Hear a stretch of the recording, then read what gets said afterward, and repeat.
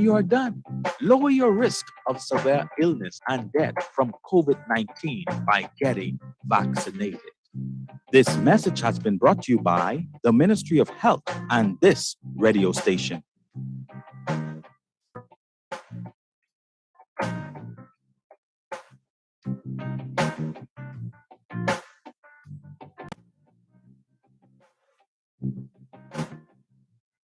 Technology makes every day in life just a little bit easier. Whether it's for joy, productivity, or creativity, Custom Computers has all the latest gadgets to conquer any obstacle. Imagine automating mundane tasks with tech and living a freer, richer lifestyle, all while staying on top of your goals. The path to freedom could fit in the palm of your hand. Discover tomorrow's technology today at Custom Computers on Patton Street, Cable Beach, and Caves Village through the Blake Road entrance. What does Christmas mean to you? What about the joy and satisfaction you get in starting the home projects you've wanted to do all year? CIBC First Caribbean helps you make your Christmas wishes come true with easy and flexible financing on personal loans. Apply online and smile all the way this holiday season. Visit CIBCFCIB.com for more information. Terms and conditions apply. This is Guardian Radio 96.9 FM. Fresh news, smart talk, all day. Wake up today. Wake up, it's a new day. It's the start of a new way. You know that it's the start of the end of the old way. Wake up, it's a new day. Wake up, it's a new day.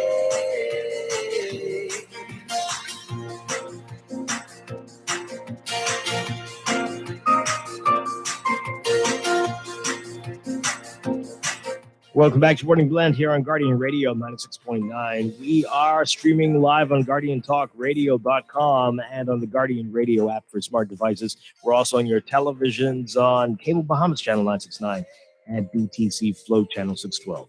Once again, I'm Dwight Strawn. Joining me now, we have Stephen Hanna. Stephen Hanna, good morning. Morning. What's up? Hope you're doing well. Holding on Okay. to God's unchanging hand. Well, that's beautiful. It's beautiful. Good to hear. Lots to talk about this morning, and you can join the conversation, folks, on Twitter at MorningBlend969. Tweet us, follow us, and find out more about what you hear on the show on Twitter or on Facebook, facebook.com/MorningBlend969. You can also text us on 422-4796. That's the Guardian Radio text line powered by BTC, 422-4796. Standard text rates apply. Coming up this morning, more weather and traffic. And coming up in a few minutes, we're going to be talking about Human Rights Day, which is today. And this is the final day of the 16 days of activism to end gender-based violence.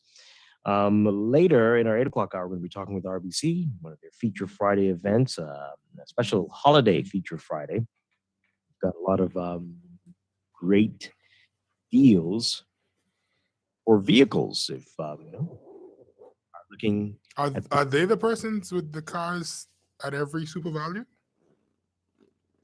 I think they're working with the dealerships, so it could be, but we'll find out. We'll find out more about that today. But they definitely have something special for today. And if you're one of those fortunate enough to be able to put a car under the Christmas tree for somebody or for yourself, and it's beautiful. So today, I mean, it sounds like you also own a forest. If you have a tree big enough to put a car underneath it. Well, maybe. Or maybe a small park. Okay. Or a little tree on top of the car. I don't know. But and then in our 9 o'clock hour, Morning Blend Business, we're going to get all the details that you need to know if you are thinking about investing in the Nassau Cruise Port and everything you want to know. We seek to get the answers this morning. All right, so that's coming up there. But right now, let's get into what's in the news.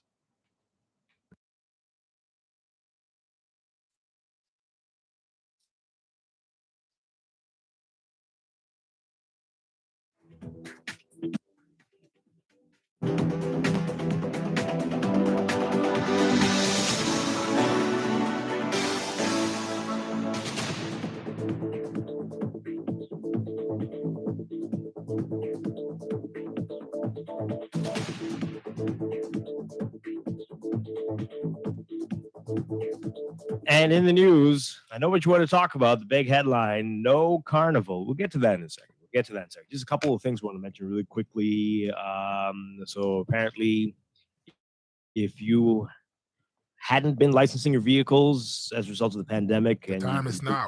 You got to do it now. Monday, you will start getting tickets and fines for that. So this is probably your last day for that. Take that 3-hour lunch. Well, hey, and they've simplified the process. I don't know if that's going to work today. You can do it all online, and there are cashless centers as well. And again, I don't know how that's going to work. I'm sure the appointments are booked up for today, but today is your last day. Well, maybe they might extend their hours. Maybe the comptroller will come down and say, "Hey guys, I just need 1 more hour out of you." I think this is the controller for them. But sure, well, yeah, whoever. But yeah, or maybe they'll be nice and open up on Saturday. Who knows? But this is it. So Monday, keep that in mind. Okay. And then incentives to get vaccinated. The Fox Foundation and the National COVID-19 Vaccine Consultative Committee teaming up. The Fox Foundation has donated $100,000, and we're told that for people getting first doses only, beginning Monday, you will be incentivized. So $500 prizes a week given out. And at the end of that period, December 31st. Right. At the end of 3 weeks, $25,000. $25,000 will be won by some lucky person. And so this is going to be interesting. We'll see if that's all it would take to get some people to do it. But the question is whether or not all the people who take gambles already got the vaccine. No, because then it's right. If there aren't anybody, like, because everybody who would be like, "Oh, I can't wait to win a giant lump sum of money," what if they already got their vaccine? But I hope this will encourage some people. It's not for boosters, Dwight. No. I mean, I don't think they'll have to incentivize people to get the boosters. Do you think so? Oh no, I'm just saying it's not for boosters. So I know. People were saying that they were hoping that people, but I don't think that doesn't make any sense. No. All right. So hey, well, there you go. If that's all it took or takes, this is your time. We were saying that from the beginning, though. That was the first thing. We just didn't think that the government had money to pay people to do it. Mm-hmm. Well, people saying the private sector could maybe assist. And I know they have. Yeah. Good for them. So we'll see what comes out of this. All right. This is interesting here. Somebody asked Clint Watson at the press briefing yesterday whether the government is interested in transitioning to a republic. They also asked about local government. Mm-hmm. Well, which one? They asked, I want to say Clay Sweeting about the interest of putting local government in New Providence. No, was it Clay? No, they asked Wayne Monroe. Mm-hmm. Yeah. What did he say? That it's presently something. I have to look back at it. I don't want to misquote him. In the blueprint, so we don't have any type of foolishness from them. I don't want to misquote him, so I'd have to go. That's fine. That's fine. But they said that they're going to do it. Okay. They said. So you remember what happened to the last people? I just say, I hope they remember what happened to the last people who made promises to the Bahavian people and didn't do any of them. Right? So you put that in the blueprint. We put things in there for fun. You said it. But anyway, this part here, asked about the transition to a republic. Clint Watson says it's not on the Davis administration's agenda. He said, quote, "It is not a conversation we've heard a lot of in recent years until we saw what happened in Barbados." Or maybe they weren't listening to certain people, but okay. He goes on to say, quote, "It's obviously in the hands of the Bahamian people to decide. It's not on our agenda right now. However, the Bahamian people can change it if they determine this is what they want to do. It'll have to be something that the Bahamian people request and put on the government's agenda." Well, that part we know for sure. Mm-hmm. Yeah. Watson said the process for the Bahamas to transition to a republic would be a little more cumbersome than what Barbados had to go through. Really now. He said the Constitution requires 2/3 of the Parliament to agree for it to happen. What's cumbersome about that? And he said the matter would then have to be decided in a national referendum. Well, that part. And there you have it. Hey, you know, if the education process begins, and of course we can't expect the government to do that, all those who are interested and see the benefits would need to be a part of that. But as you mentioned, that's a very serious point. I mean, at best, Dwight, it'd be if we started January 1st next year, it would be 3 years out before we could have a referendum that wouldn't automatically fail. Yeah, at best. I'm thinking, you mentioned it, local government for New Providence. Before we even talk about a republic, let's look at that. That's a 3-year journey as well, because a lot of people still, you have to get people to grasp the concept. I know it just seems like a republic makes sense or local government makes sense, but for so many people, the only time they've heard that word is in a certain context. So you have to get them to first grasp what the concept is, then show them how this could improve their life on an individual level, on a collective level. Then we could get to the discussing how we would implement it. Because if we just do republic, I don't want us to do what Barbados did, because it just feels like they literally just changed the name of their governor general. That's all they did. Yeah, we don't want that type. Well, I don't want that type of republic. Right, because then that's just name only. But with the local government, I don't think it will take that long, actually. I think the things that you hear Bahamians complain about every day, most of those would be better handled by a local government system. If it's out of the hands of the central government, this carnival issue is a prime example. You should never hear the word prime minister and carnival in the same sentence unless he's attending it. Well, this is not something that should come before him. It shouldn't come before him. And this is insane. This is a local government issue. And for it to become this national spectacle is ridiculous. But didn't health deny them? Not the prime minister? And that's fine. It's still is the same concept, though. I mean, right? So there was all this confusion about who gave who approvals.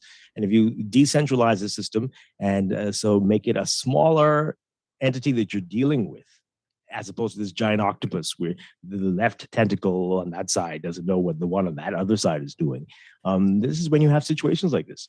But hey, these are the things going on. These are the things going on in the country. And this is, I mentioned it, I think it was yesterday, about this toll road thing that Alfred Sears apparently, did he say road or did he say infrastructure?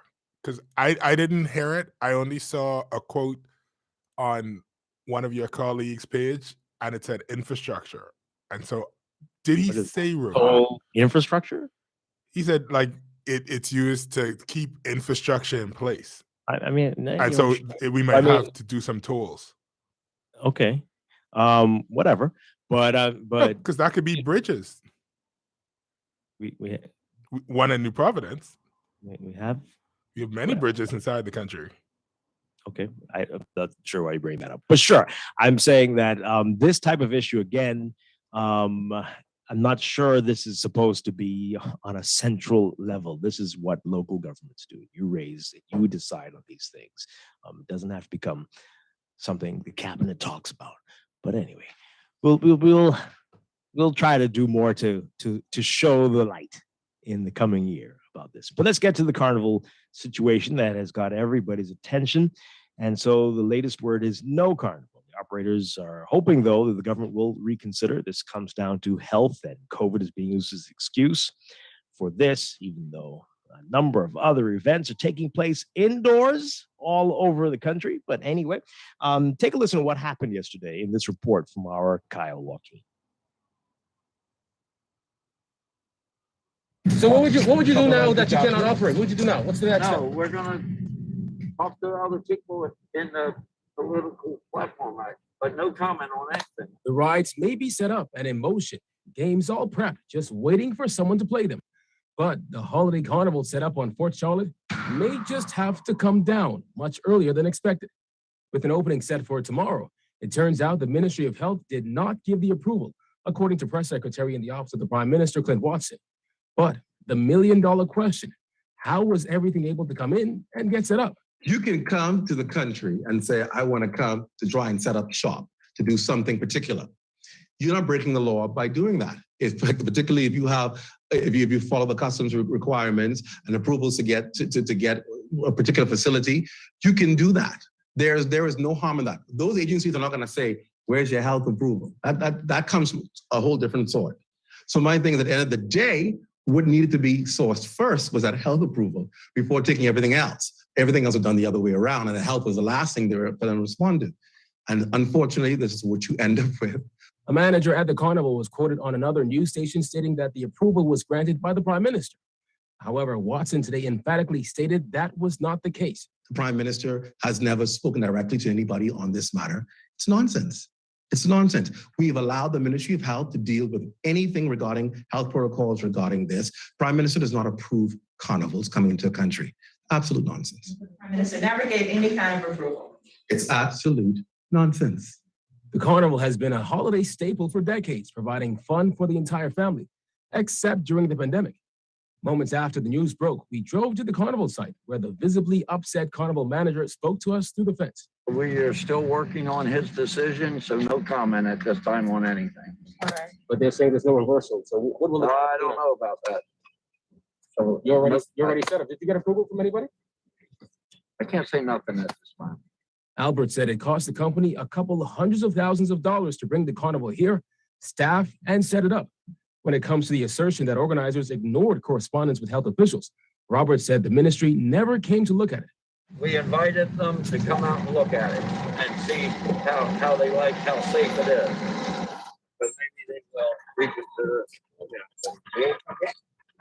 No one ever came to look at it. They're saying the carnival never responded to Ministry of Health concerns.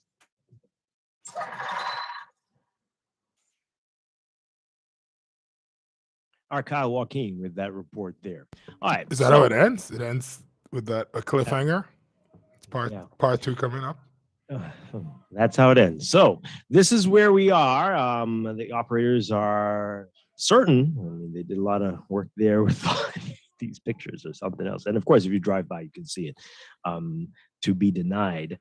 This is just a real massive situation. Is it? I mean, okay, never mind. You know what? I'm trying to not bring my personal feelings about the carnival into this. That's good. But I'm probably going to. I don't really care about them.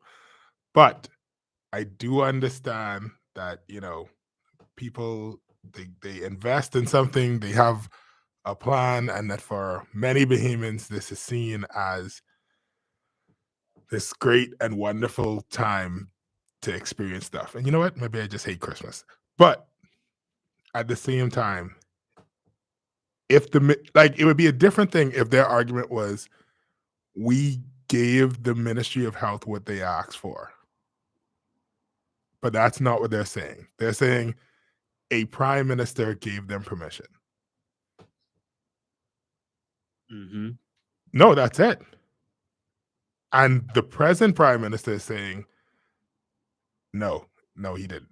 But we're also hearing a lot of mixed messages here. So they're saying the Ministry of Health officials didn't come down. Yeah, but the Ministry of Health didn't ask to come for a site inspection. They asked them to answer the emails and to fulfill certain things. Right. And so my thing is, if I call any ministry in this country, right, as a Bahamian, I know that I got to go to them to get what I want. I would love for Passport Office to come to me and collect my documents. But I ain't gonna have no passport, Dwight. Mm-hmm. If I waiting on that. You know that. I would love for road traffic to come to me while I at work and inspect my car so I don't have to drive down there. But that ain't how it is work. Yeah. Resources do not allow that. So where are we at? I gotta Well, take a 3-hour lunch break. Go to the driving place. Let them inspect the car. Give them my insurance. Don't get booked on Monday. That's where we at. The same Okay, thing applies to them. Well, this is the weirdest thing. So is one thing for them to be sitting here with the stuff in boxes, but to go through all this, that just doesn't happen in an hour. To go through all this trouble to set this thing up with no approval is mind-boggling. They had a lot of confidence that it was going to go through. Well, this is if you go by what what Clint Watson is saying, this is an invasion. We were invaded by a foreign entity. And that just seems highly unlikely in this scale. I mean, this is some bold stuff. Something is wrong. This story is not making any sense. Have you met the carnival? I'm confused. Like, what do you think they come here to do? I don't understand what you say. They're selling us $1.50 pizza for $7. You really think that they can't get away with stuff? You're really getting your personal views in this. I'm just saying. Let's not do that to the people. But this is crazy, and it seems like it can be resolved relatively simply. Again, people are rightfully pointing out that there are clubs open now. There are indoor events are taking place. Basketball tournaments at the major resorts, all kinds of things indoors. But this is outdoors. It can't be that hard. They can control the number of people they can let in. But Dwight, what happened here? What is going on here? Is it pride? Is it just you didn't talk to me, so I'm not letting you in? What is the real issue? But that's the thing, Dwight. They weren't turned away so just because it was like, oh, there's going to be 100 people there, so you can't open. They got denied because the Ministry of Health asked them to respond to some emails, and they were like, come do a site inspection. And that's two different things. Like for all we know, all they had to do was turn over to say everybody who working at the carnival is vaccinated. But they didn't. Like, it could have been something like that. We don't know what it is. But it's not apples for apples. It's not to say, oh, this is the same thing as a concert, why the concert is allowed to happen, but this isn't allowed to happen. Because they didn't do what the ministry asked them to do, according to everything that was said in that report. Like, I feel like it's different issues happening at the same time. And while that might be an argument down the road, if when we talk to the Ministry of Health, the Ministry of Health says, well, we think that this is dangerous, then fine.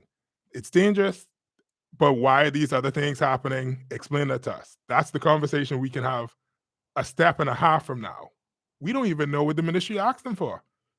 Well, if it's that simple, then this can be resolved relatively easily. And maybe it will. And maybe next week, Monday, we'll find out that the decision has been reversed because they've complied with what the Ministry of Health asked for. Maybe it will. But they have to do their due diligence. And they don't get to, as a foreign entity, get to skirt that when I, as a Bahamian, have to take a week off to get my passport. Well, let's just assume that the worst of them. Yes. No. Mouth can say anything, so people are saying things, and it may not be exactly the way it is. Okay. That's just, but we'll see. Let's take these calls. Lots of calls coming in. Both sides have mode. You're right, and so who knows? I know. Okay, let's get the calls. Good morning, caller. You're on the air. Morning, Dwight. Steven. How you doing? Well. Wonderful. Listen, the Bahamian people really can't remember nothing. You know what I mean? Because if they remember, he said a prime minister gave him the okay. It may not have been brave, but if you remember years ago when the carnival used to be to the sports center, one of the prime ministers gave them a 14-year exclusivity to come into the Bahamas every year around Christmas. The reason why, I don't know if it was contractual or if it was verbal. That's the reason why every year around the same time they used to come to the sports center, and they probably figured they could have done the same thing, carrying on. Now that's why Davel them don't know. But see, I don't know if Davel them had to speak.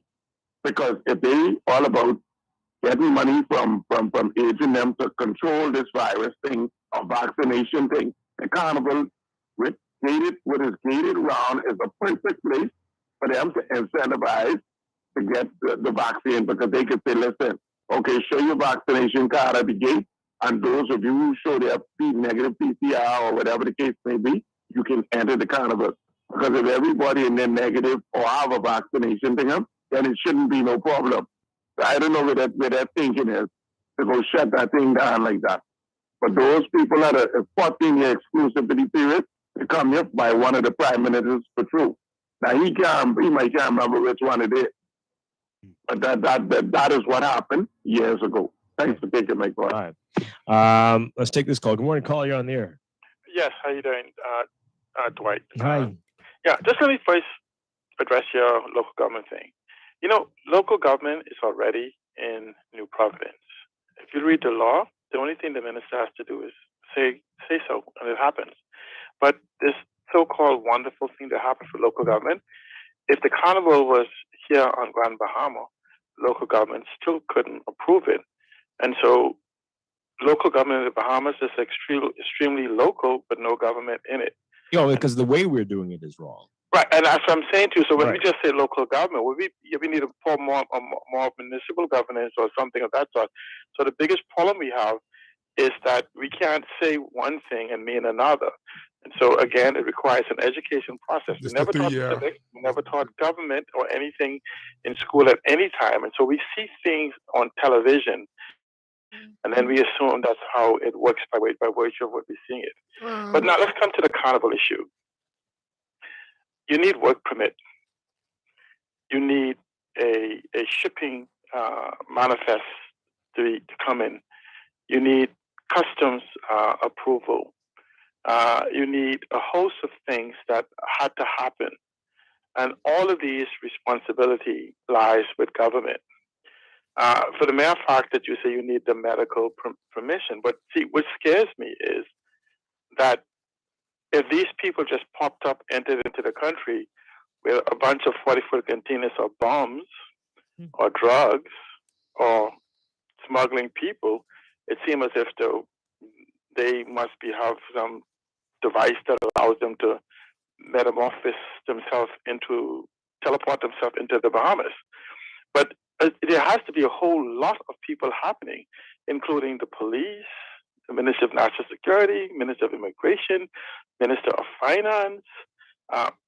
This does not make intellectual fun. Somebody's being dishonest in regards to this. Yeah. The mere fact that health may have denied the execution of it, it seems to me that if this group of people did everything, including all the way for the setup, I mean, you have to get away from it, all the way into the setup, something is drastically wrong with governance. We have a greater failure than the carnival.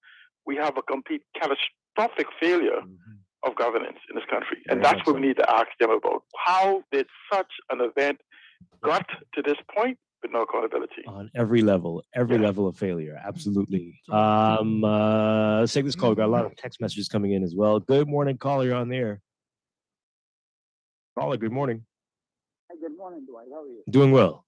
And good morning to the nation. Right, listen, I am the representative, the Bahamian representative for the carnival. Okay, and I would like to dispel this myth. What's your name? That these people did not do the proper channel, and they had no permission to come here. These people. Sorry, what's your name? Had all the necessary documents. Are you hearing this, caller? Caller. Yes, I am. Yeah. Are you prepared to give your name? Because you said you're the representative, the official representative for the. Okay, you just said it. What's it again? Yeah, my name is Bradley Camp. Okay. Go on. Okay. You can hear me clearly, right? Yes. Okay. These people had everything they needed to bring this carnival here and to set this carnival up. Work permits, all the everything, right? They were in communication with me. They were in communication. We went to Ministry of Health. They applied. They gave us a listing of questions and forms that needed to be filled out. These people, I forwarded to them in the U.S. They filled out all of those forms. forms and documents. They So you answered all did of those respond to questions. the emails. You did respond to the emails? Everything. Yes, we did, sir. Yes, we did. And I'm not going to let them sit here and say that these people did not go through the proper channel, because they did.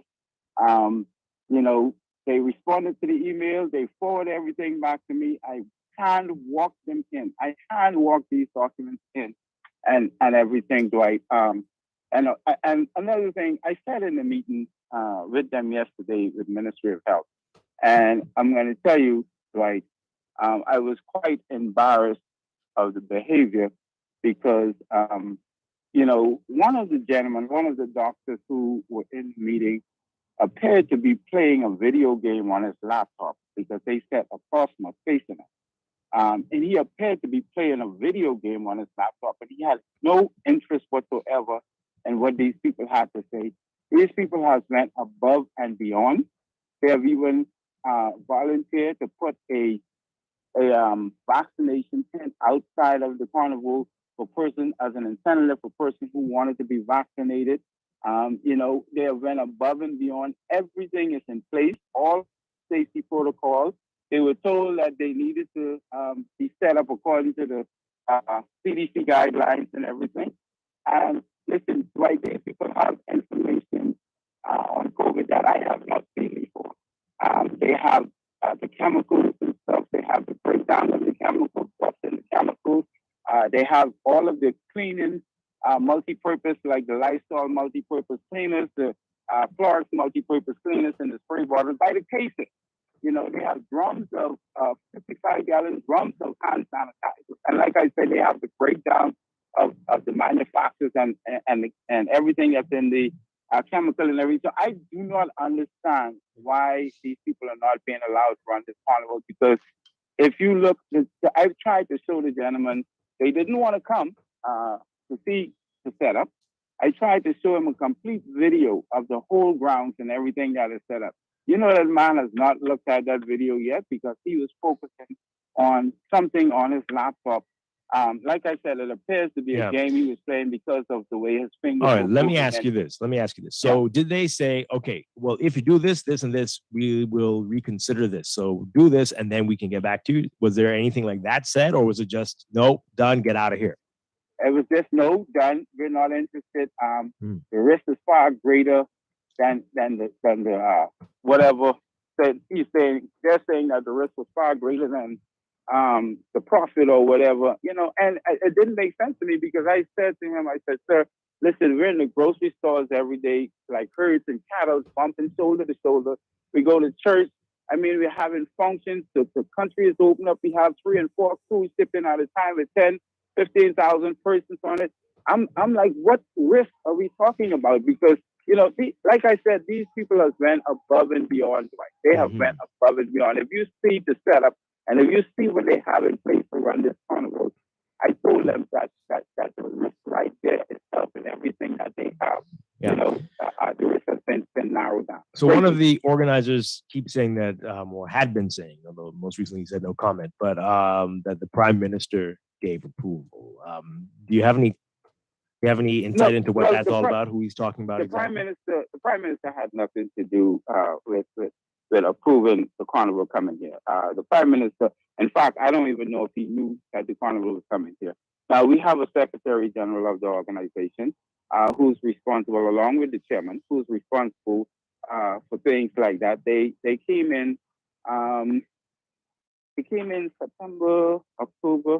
I think either October sometime they came in and they sat down with the Secretary General, and, you know, they had communications with the chairman, I'm sure of.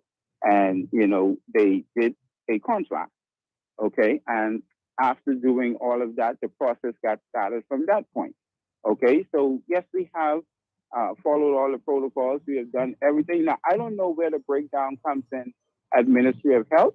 I honestly don't know where the breakdown comes in.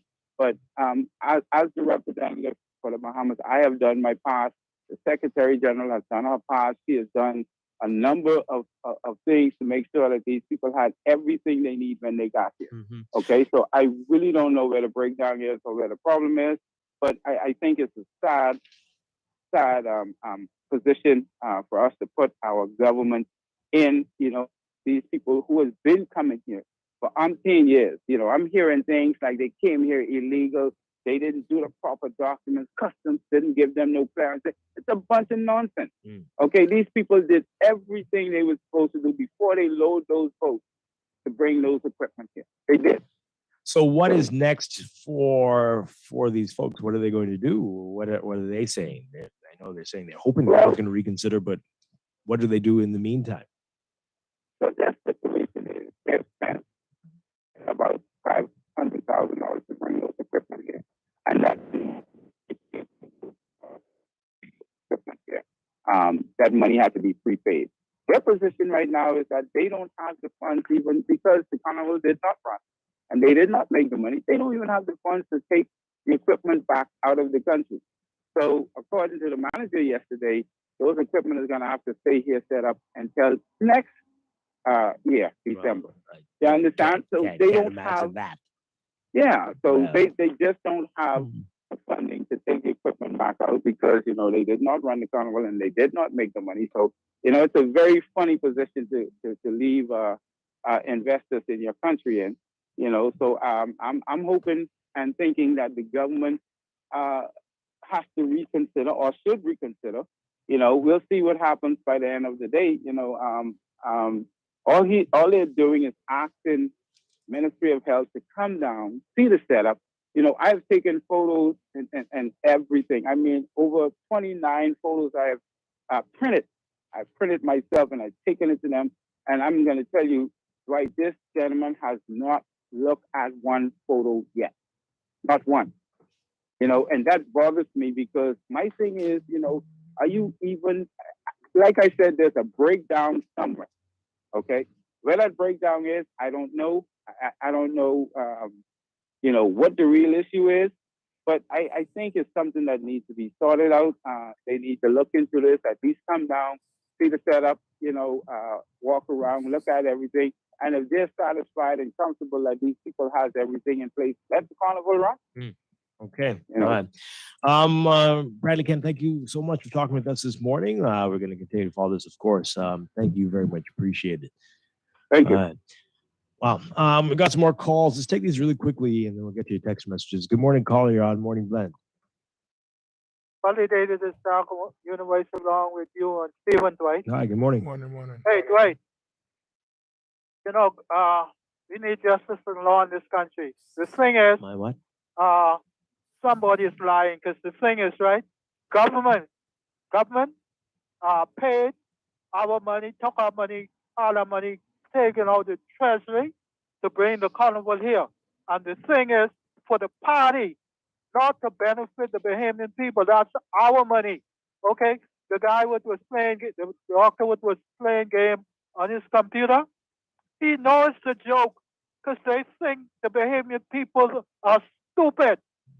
They took our money out of the treasury to have the carnival to come here in the Bahamas. And we getting nothing. It's for the parties.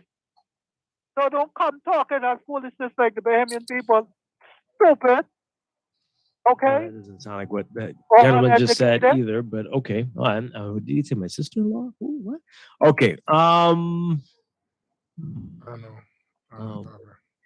Let's take this call and then we'll get to your messages. Good morning, caller. You're on the air. Good morning. How you doing? Well, we are here. Yeah, it is something that everybody. Turn on your radio for us, please. Turn on your radio for us, please. A lot of Under feedback. the system. Prime Minister Hugo Minnis is still running the PLP. That's how powerful that man is. Okay. All right. So holiday spirits flowing. All right. Let's get to your messages. This person is back to local government. Dwight, you are incorrect. No local government can authorize a foreign entity to enter and set up a business in the Bahamas without going through the central government. That has to involve any approvals with no local. Yeah, I'm not talking about the little bushwhack local government we do in this country, as we see Alan talked about earlier. Talking about a real empowered local government, or you can call it whatever you want, municipal, islands, whatever, but something, something real. We could spend years and years arguing about the name. The thing is, if the principle is what we want, then either we need to all come to a conclusion as to this is what it is, or give it a different name. If that's the case, give it a different name. If a brand new name will help make it easier to digest, then let's do that. But at the heart, that's what it is, local government. No, but this is what I'm saying, Dwight. I'm saying we're you getting caught as up the on the as the person who's trying to push it, you can't attack the person because they don't understand it the way you understand it. Okay. All right. So city government, yeah, it's better. Sure. Island government. I'm sure like that I said, you've for the group that the Bahamian group, what was the name that went to the Macy's Day Parade, and everyone was so excited about it.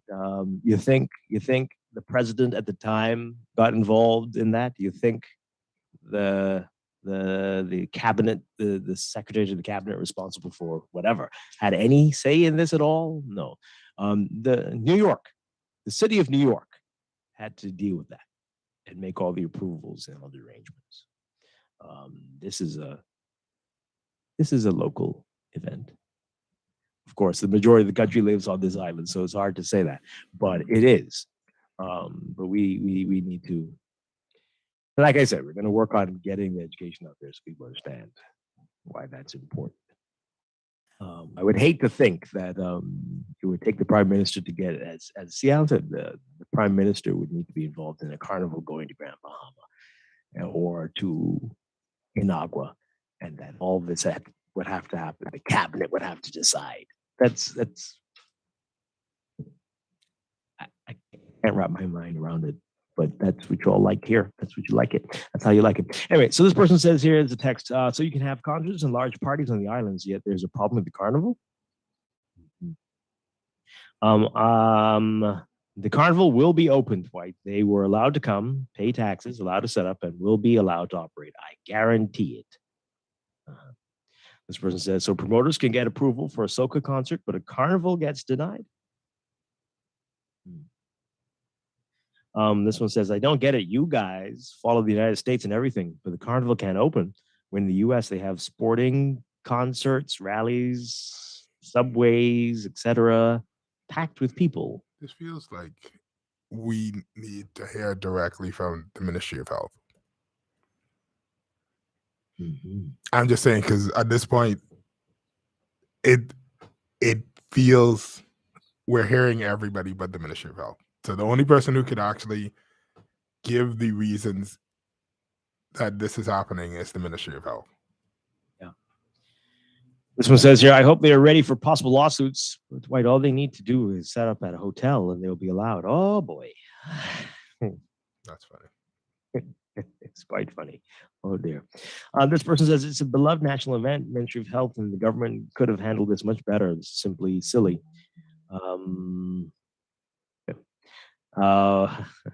All I know is that the Minister Michael Darville, is starting to sound a lot like the former minister, Renwick Wells. What?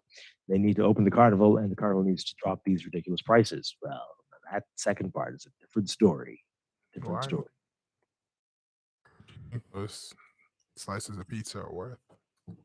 Hey, man, you don't have to buy the pizza if you don't want it. That's the only good thing there. Oh dear. This person says the difference between a carnival and other events, carnival draws large crowds of kids and most of their devices are hands-on devices. That's a big difference. A lot of touching goes on at the carnival. How many children are vaccinated? Well, let me go can't open school then. That's what you're saying. Well, they in the school right can't now. open in January. The hybrid, you forget that. Stay home, online learning. That means no one will ever graduate. We're doomed. We're doomed to fail. That's what you are saying, essentially. Okay. This one here, the cheapest carnival doesn't open. Oh, cheapest carnival don't open. If only the vaccinated or those with negative tests will be allowed. That will be too expensive for a family of 5 or more who just wants to enjoy the season. Plus, the carnival is far too expensive now to require testing all along with carnival fees. So cheapest, they don't open. It'll be too expensive. This carnival situation is sickening. They should get their permit. They are here. They usually come every year. They do the same process every year. I believe the government is completely honest. I hear this, like the hair argument, and it's like buying a plane ticket isn't enough, guys. Not to say that whatever isn't whatever, but at the same time, it's like the fact that they're here doesn't mean anything except for that they are here. That doesn't work for anybody else in the country, and it doesn't work if you leave the country. So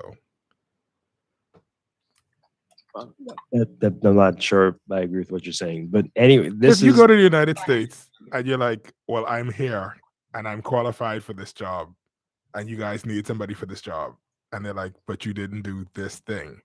That's definitely not what happened here. No, I'm saying I'm not saying that that's what happened here, but everybody keeps it's a second text to say they're here, so they should get it. Well, I believe, I don't want to put any words in the texter's mouth, but they're saying, Ministry of Health, say what you need them to do and see if they can comply. Right. Which is why I feel like we need to hear from the Ministry of Health directly. No one's stopping them from talking. We've invited them. We're waiting to hear. We're all waiting to hear. Since yesterday? Waiting to hear. But we will see. We will see what today brings. We'll see. Someone says here, why are we are ignoring COVID data so Dr. Darville and the committee get to make things up to do whatever they want? I want to see the number of second COVID infection hospitalizations. Okay. This is most embarrassing for us as a country. Really? This is a catastrophic failure of the government. Are we back to the ways of the old government making these disastrous mistakes again? Well, our government is nothing but consistent, no matter which party they're affiliated with. It'll always be something crazy. Another one here. The representative did not speak to whether or not it was actually safe for the people in the carnival are safe with regards to vaccinations and variants. Also, how could he be able to take the equipment out not knowing if they would make sufficient money? They have money. Another one here. I think even under normal circumstances, health would have to give permission, ensuring that the bathrooms were in place and sanitary. Something is wrong with this entire business. Let the U.S. Justice Department sort it out. I don't understand. Okay. And a couple more. We got to go to a break. This is a matter where the COVID protocols were not met. The carnival is an event for kids who are the least vaccinated amongst us. Let's look at the events that get approval. They are events for adults. Well, when it's convenient, you all like to say the kids don't get sick, so open the schools, right? Or they don't get seriously ill, and so that's why schools should be open. So which one is it? Which one is it? Another one, carnival setup and no approval. This is a comical place we live in, one of a kind. And I wish we had this same energy of the fact that our children have been out of face-to-face learning. I don't care too much about my children attending carnival, but they can't go to school. Yeah, same thing I've been saying, right? Another one here. No, that's not the same thing. It's not. That's not the same thing you're saying. You're saying if we can't do this, then we'll never open schools. They're saying, why don't we take the same energy to have overpriced pizza to getting our children educated? You got to stop that. You have an issue with the people, but you please keep that to yourself, though. I mean, why are you allowing that to cloud this conversation? You had a bad experience. You think it's overpriced. You don't have to go. No one's forcing you to go to the carnival. And I won't. No one is right. Okay, but that doesn't need to and be hopefully nobody else will. into here. No, come on now. That's not cool. That's not cool at all, right? We wouldn't want anyone to say that to anything you're involved in. That's not cool. If there's better pizza, that well, go and get the pizza elsewhere. You don't have to get it from there. But people enjoy it. People want to go, and hey, if you don't want to spend that amount, then don't. Simple as that. Let's take the break, and we'll be back. This is Morning Blend on Guardian Radio 96.9. This is Guardian Radio 96.9 FM, Nassau, Bahamas. This is AP News. I'm Rita Foley. The nation's wrestling with a spike in COVID cases. It's so challenging in Indiana that the state's largest healthcare system has called in the National Guard to help overwhelmed healthcare providers. The coronavirus has now killed almost 800,000 people in this country. And now comes word that Pfizer's COVID booster has been approved for 16 and 17-year-olds. The AP's Ben Thomas has this. The Food and Drug Administration has cleared a third dose of Pfizer's vaccine to people as young as 16 if it's been 6 months since their last shot. Hours after that decision, the Centers for Disease Control and Prevention lifted the last barrier, saying those teens should get their booster as soon as it's time. It's not yet clear if younger teens will need one. The U.S. and many other nations have been urging adults to get booster shots to pump up immunity that can wane months after vaccination. The actor Jussie Smollett says he was the victim of a real hate crime, but a jury convicted him of lying to Chicago police about the attack. His lawyer says he'll appeal. The AP's Oscar Wells Gabriel with what happens now. The judge in the case, James Lynn, has set a post-trial hearing for January 27th. Jussie Smollett's sentencing will come after that. The disorderly conduct charges of lying to investigators are Class 4 felonies that could get Smollett a max of up to 3 years in prison. Most experts say he'll likely get probation, though it's possible that if the judge believes Smollett lied on the stand, he could make that sentence even tougher. In southern Mexico, a truck carrying hundreds of migrants crashed into a bridge, killing at least 53 people. President Biden delivers closing remarks today in the first ever White House Summit for Democracy. Yesterday, he told world leaders democracy is backsliding around the world. The president's expected to speak this morning at Bob Dole's funeral. He and Dole became friends during their years in the Senate. This is AP News. Overseas to Britain now, and the AP's Charles de Ledesma. A British appellate court has opened the door for WikiLeaks' Julian Assange to be extradited to the US. The court decision overturns a lower court ruling that found Assange's mental health was too fragile to withstand the American criminal justice system. The US had appealed the ruling, challenging the argument. Lawyer James Lewis saying the WikiLeaks co-founder had no history of serious and enduring mental illness. US prosecutors have indicted Assange on 17 espionage charges and 1 charge of computer misuse. The new ruling is likely to be appealed. Charles de Ledesma, London. Listen to this. Experts have analyzed dinosaur tracks in Spain from 120 million years ago. They say that type of dinosaur could go nearly 28 miles per hour. I'm Rita Foley, AP News.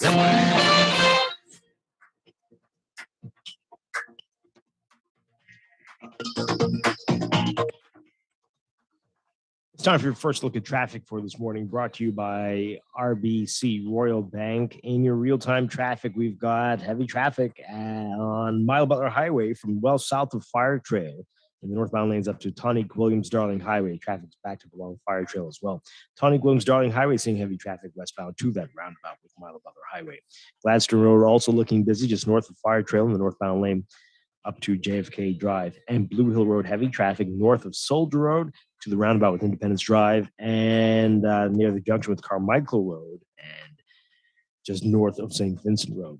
The intersection with Cowpen Road and Zion Boulevard, heavy traffic there as well in multiple directions. And building traffic on Carmichael Road, in fact, it's getting heavy out there westbound to Coral Harbor Road. Pockets along Cowpen as well near Faith Avenue. In Eastern New Providence, we're seeing the traffic building already on Eastern Road, mainly west of Fox Hill up to Johnson Road, and portions along Prince Charles Drive near Elizabeth Estates, Fox Hill Road, the intersection there, and Prince Charles and Beatrice and Charles Saunders Highway seeing the heavy traffic there as well. That's your real-time traffic and your morning blend traffic alert brought to you by RBC Royal Bank, banking reimagined.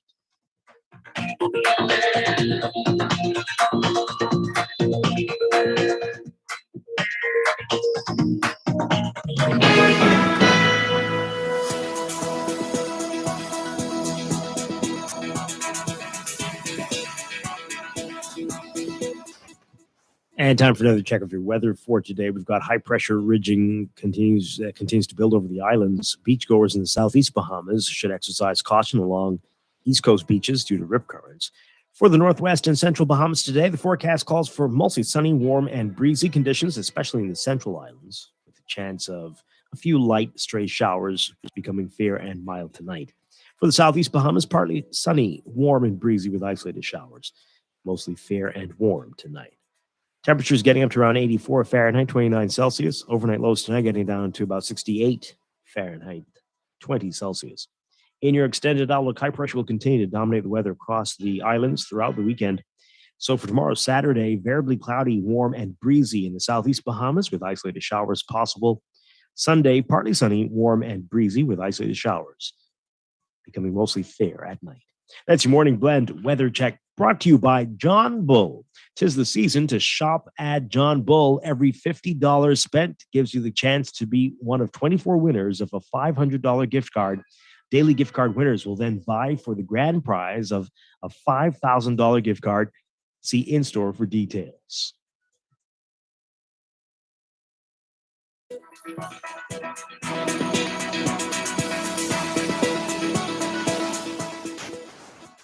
When engaging in physical activity, it is normal for the body to get tired and fatigued.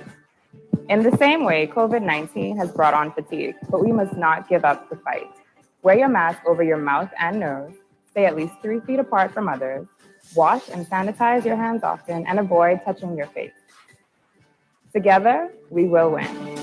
This message is brought to you by the PAHO WHO Bahamas and Turks and Caicos Country Office, the Ministry of Health, and the Healthy Bahamas Coalition. That's the sound of a bite-sized payment I made on my new laptop. Can I make a bite-sized payment on this amazing vacation? Yes, with Scotia Select Pay. Now my big-ticket credit card purchases are more manageable with flexible bite-sized payments over 3, 6, 9, or 12 months at a lower interest rate. Scotia Select Pay allows me to better plan my expenses over time.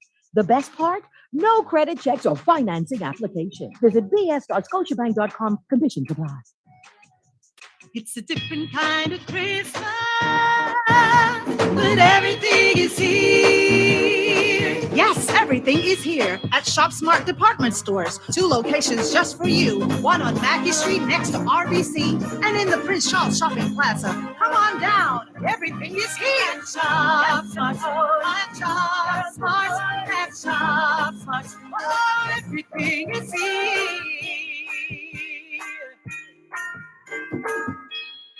For 38 years, Struckham Commercial Pest Services has provided trained certified technicians while using environmentally safe industry standard products.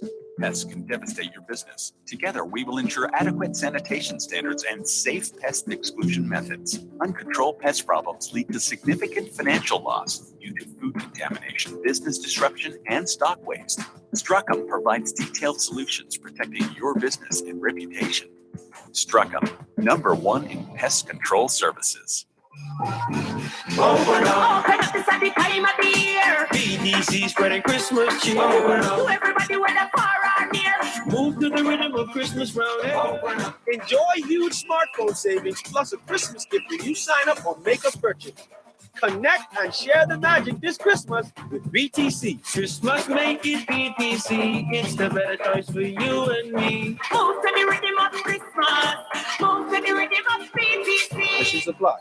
Unlock the value of your home with an RBC home equity loan and do more for the holidays, like home improvements, investments, and build back your savings. When you switch your mortgage to RBC, experience the difference with no management fees, cash back on closing costs, and guidance from our mobile mortgage finance specialists. Learn more at rbc.com/Caribbean/equity loan and experience holiday joy with RBC. Offer extended to December 31st. Conditions apply.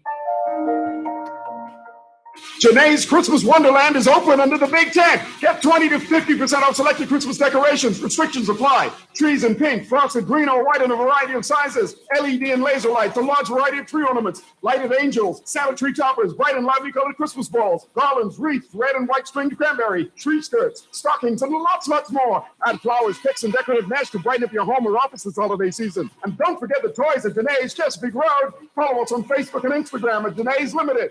WhatsApp 817-3295.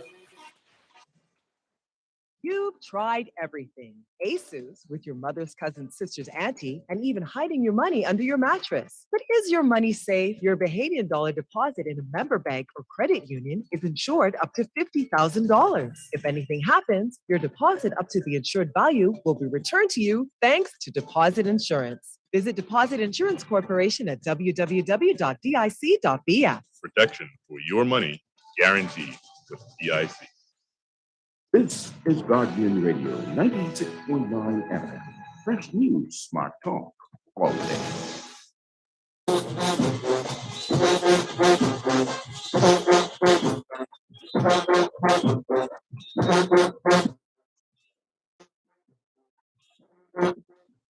Welcome back to Morning Blend. We're going to take a break for news. When we come back, we are talking about Human Rights Day and 16 days of activism. Today is the final day, and we're going to get into that right after the news. Stay with us here on Guardian Radio 96.9.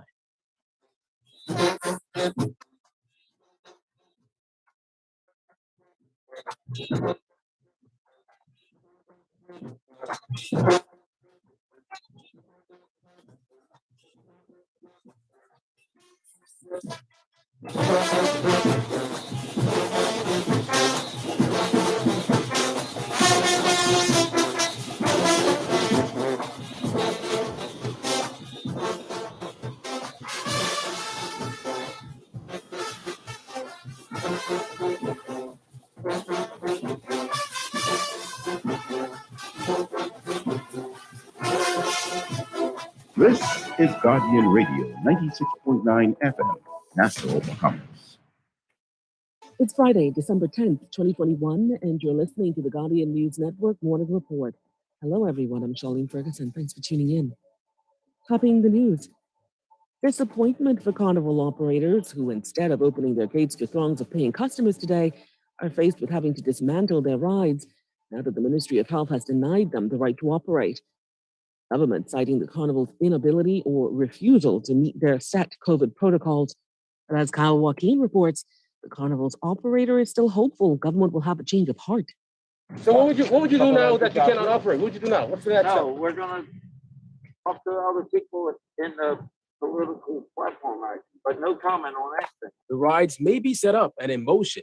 Games all prepped, just waiting for someone to play them.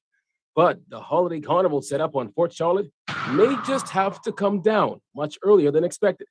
With an opening set for tomorrow, it turns out the Ministry of Health did not give the approval, according to Press Secretary in the Office of the Prime Minister, Clint Watson.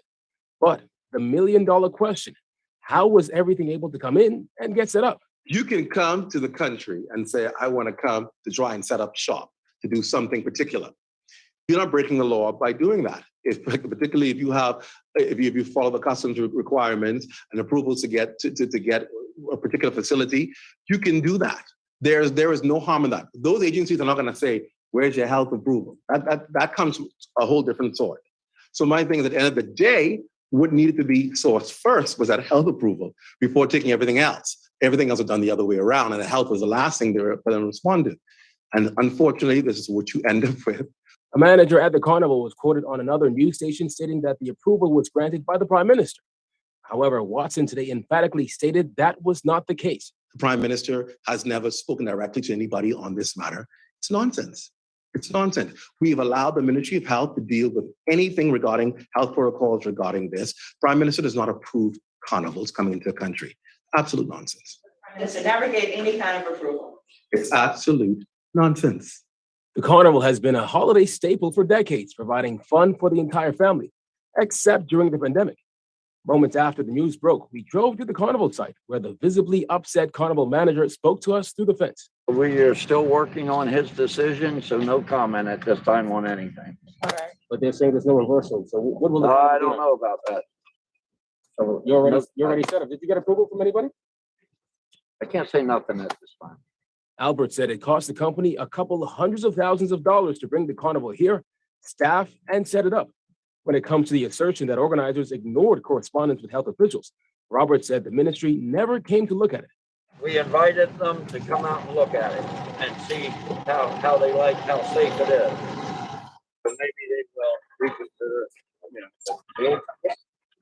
No one ever came to look at it. They're saying the carnival never responded to Ministry of Health concerns. For the Guardian News Network, I'm Kyle Joaquin. Well, drivers have until Monday to ensure that their car license and insurance are up to date, as that 30-day grace period after the end of the state of emergency is set to expire. The Minutes administration has suspended vehicle licensing in the early days of the pandemic, and while opinions differ as to when that moratorium ended, National Security Minister William Monroe says beginning Monday, motorists must be compliant with the law. The hard letter of the law was tempered by mercy to say you have an additional month to do it. What you will find is that if you let timelines slip, they'll continue to slip.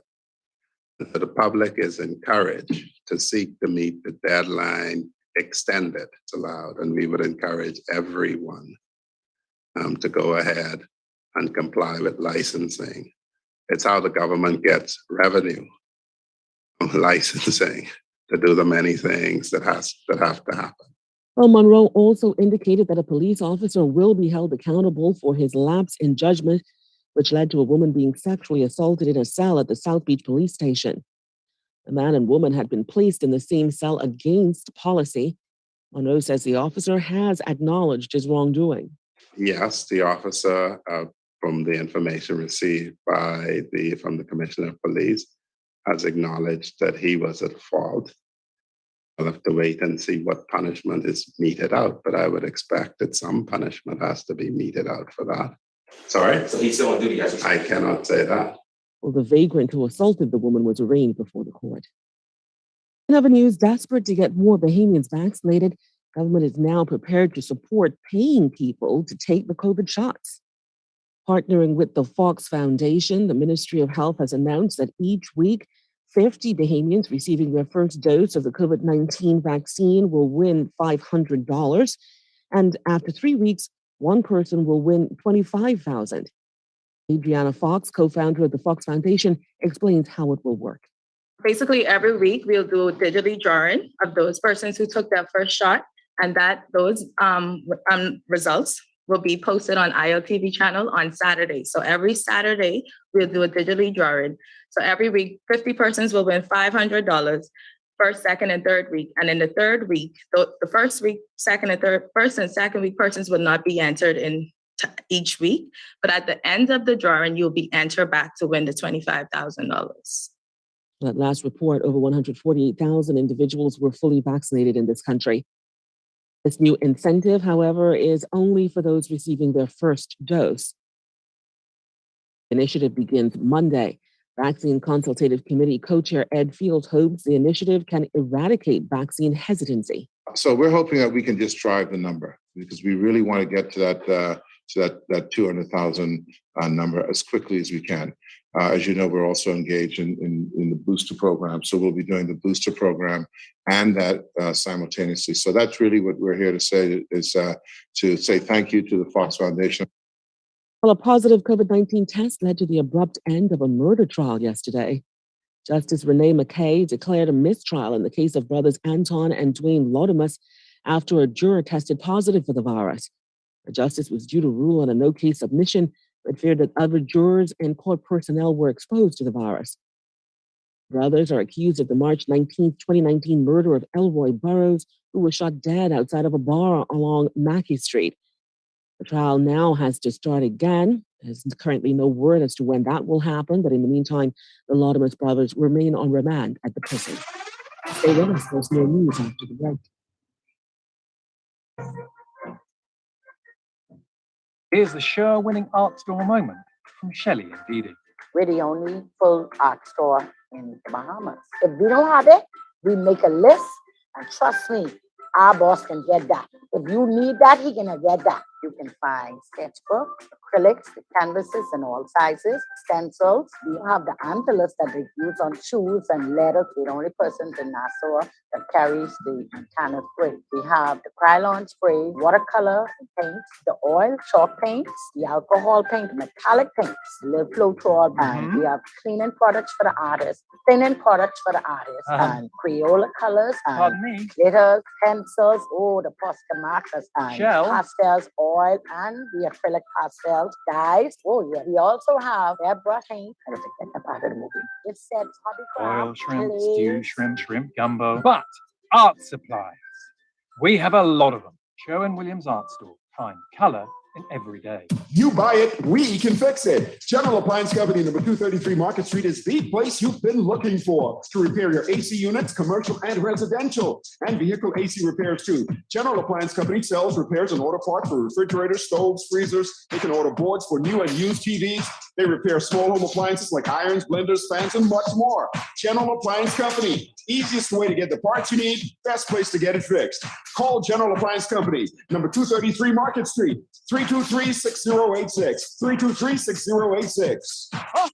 Oh, I'm heading to the Shell Holiday Extravaganza. Let's go, Rudolph. Even Santa fuels up with Shell and doesn't want you to miss out on over $40,000 in amazing prizes. Spend $20 in gas and enter to win. Fill out the form on your receipt. WhatsApp the photo to 422-0271 or upload it to winwithshellbahamas.com. Cash, staycations, gift certificates, free fuel, and more can be yours. Fuel up with Shell today and win. Conditions apply. Do you want to travel this holiday season? Don't want to miss out on those doorbuster deals? Haven't gotten your COVID-19 vaccine yet? The Johnson & Johnson vaccine may be just what you need. It's one and done and fully vaccinated. For now, just one jab of this vaccine and 2 weeks later, you're fully vaccinated and ready to shop. This message has been brought to you by the Ministry of Health and this radio station.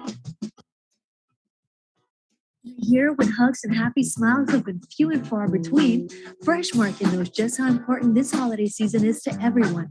We've made our list, we've checked them twice, all to ensure that your holiday meals are filled with fresh and delicious ingredients.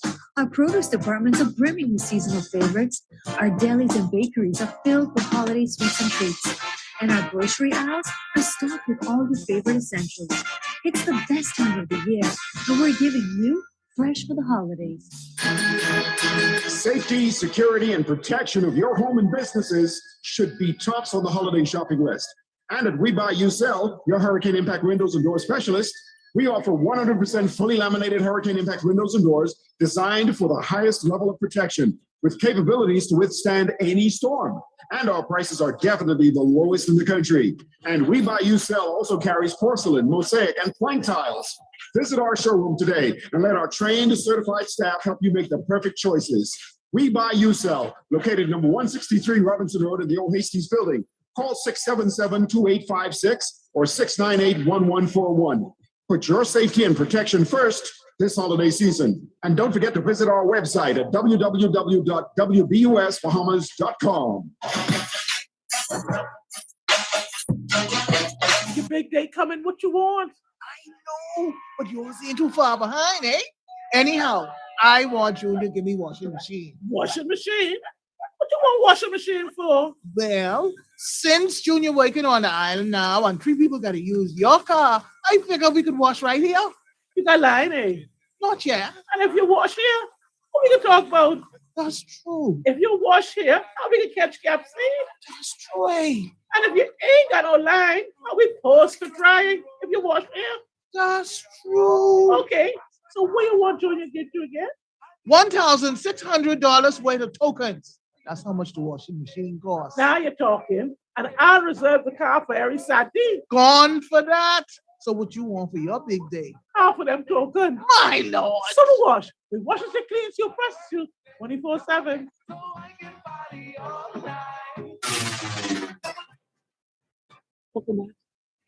The Humane Society is hoping you will add a four-legged friend to your family this Christmas. They're set to launch an adopt-a-thon, Earthly McDermott reports. The Humane Society is hoping to secure families for 200 animals during a 3-day adopt-a-thon beginning Friday. This, as General Manager Percy Grant says, the animal shelter is bursting at the seams. Process has over $1 million a year. So that to break it down, it's expensive to take care of all of these animals. We have to neuter them, we have to worry about vaccinate them, we have to test them.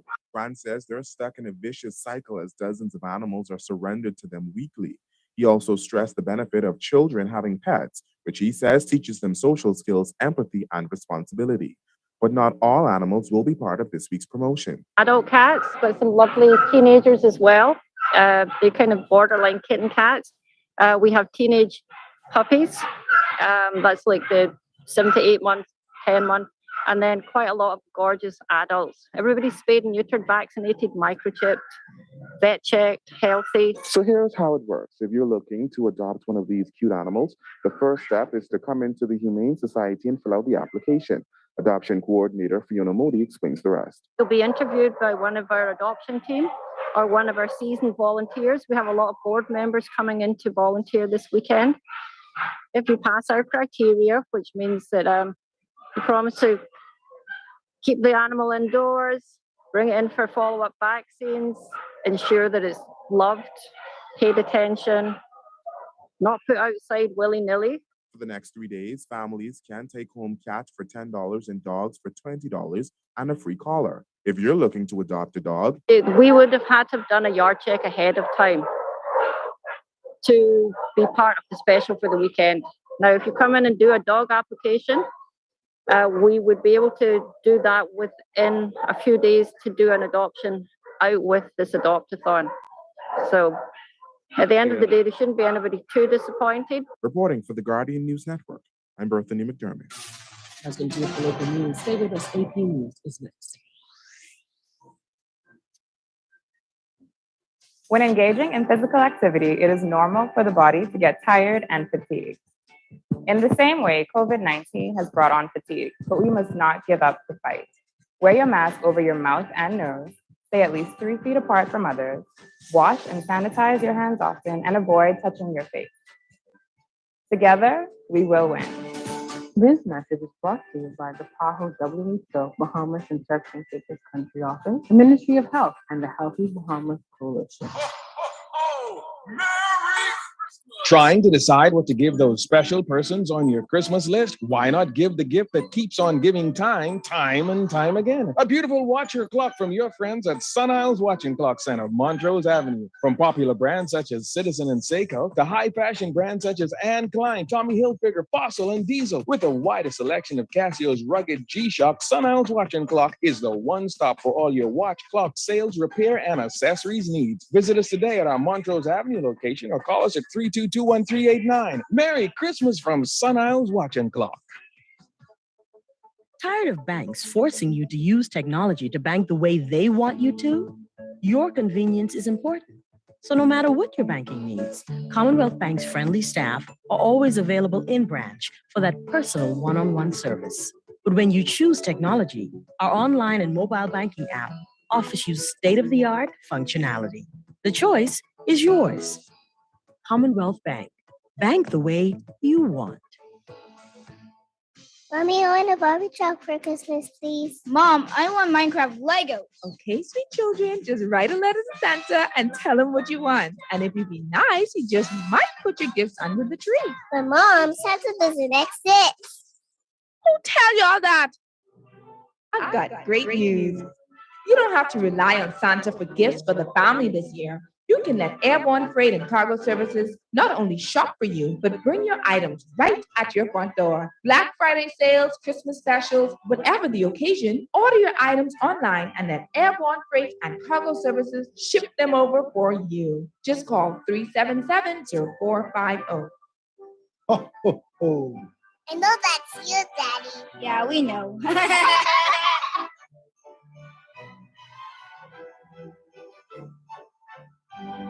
When I had got prostate cancer, my family didn't know if I was going to live.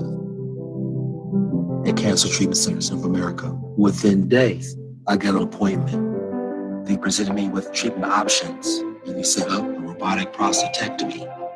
When my scans came back, there are no signs of cancer. They don't see you as a number, they see you as a part of the family. I'm going on with my life. It's a real gift. Call us at Cancer Treatment Centers of America. It's a different kind of Christmas, but everything is here. Yes, everything is here at Shop Smart Department Stores. 2 locations just for you. One on Mackey Street next to RBC and in the Prince Charles Shopping Plaza. Come on down. Everything is here. Shop Smart. Shop Smart. Shop Smart. Oh, everything is here. More flavor, more crunch. Introducing the new hot and ready Crazy Crunch Bacon Pizza. It's a large pepperoni pizza with bacon literally baked right into the crust. This pizza has an edge, a crunchy edge, made with Parmesan and Asiago cheese. crunchy breadcrumbs, and applewood smoked bacon. Get the newest, hottest, and crunchiest addition to our hot and ready lineup with the crazy crunchy bacon pizza for only $12. More flavor, more crunch, and only at Little Caesars. Pizza. This traffic report is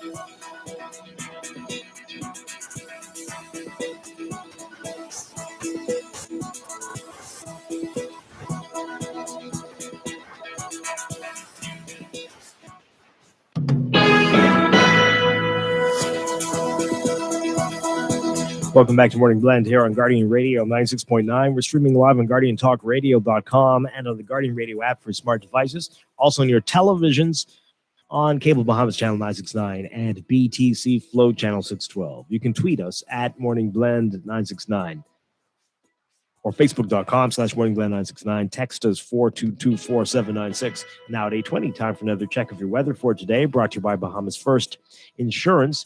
We've got high pressure that continues to build over the islands, and beachgoers in the southeast Bahamas should exercise caution along East Coast beaches due to rip currents.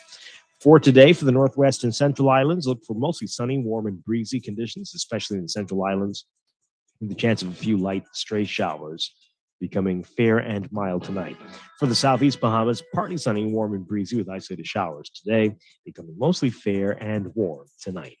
Smallcraft caution remains in effect. Temperatures getting up to around 84 Fahrenheit, 29 Celsius. Overnight lows tonight getting down 68 Fahrenheit, 20 Celsius.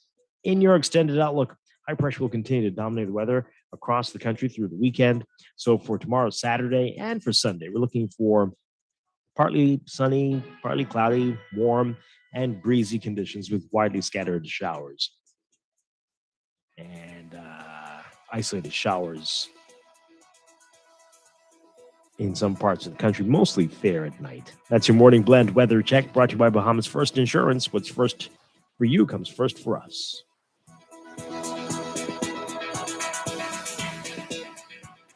This is Guardian Radio 96.9 FM. Fresh news, smart talk, all day.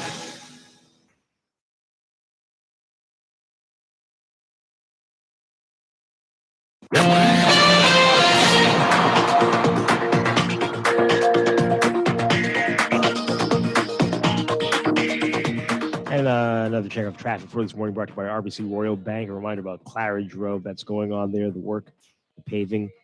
And avoid the area if you can. In your real-time traffic, a number of hot spots to tell you about. Carmichael Road westbound to Coral Harbor Road looking busy.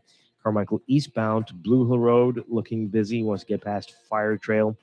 And there's a bit of building traffic near the junction with Milo Butler Highway and near Faith Avenue. Milo Butler Highway, of course, major traffic there, especially well south of Fire Trail. And roundabouts back to their eastbound on Fire Trail as well, all the way up to Tonic Williams-Darling Highway. And we're seeing some heavy traffic on the Tonic Williams-Darling Highway as well. Hopefully the police can try to get you all out of there. So that traffic may be moving for you on Milo Butler, but Tonic Williams-Darling back to the bit. Glass Road also busy for you northbound to JFK Drive. And we're seeing Blue Hill Road, heavy traffic north of Soldier Road. Soldier Road is a very hot spot this morning near the intersection with East Street and near Windsor Place and near Old Trail, and then further up as you approach the intersection with Bernard Village and Wolf Road. Bernard Road also heavy traffic for you westbound. Eastern Road westbound, pockets along Prince Charles Drive westbound. Just busy out there this morning. Good luck to you all. That's your real-time traffic in your Morning Blend traffic alert, brought to you by RBC Royal Bank, banking reimagined.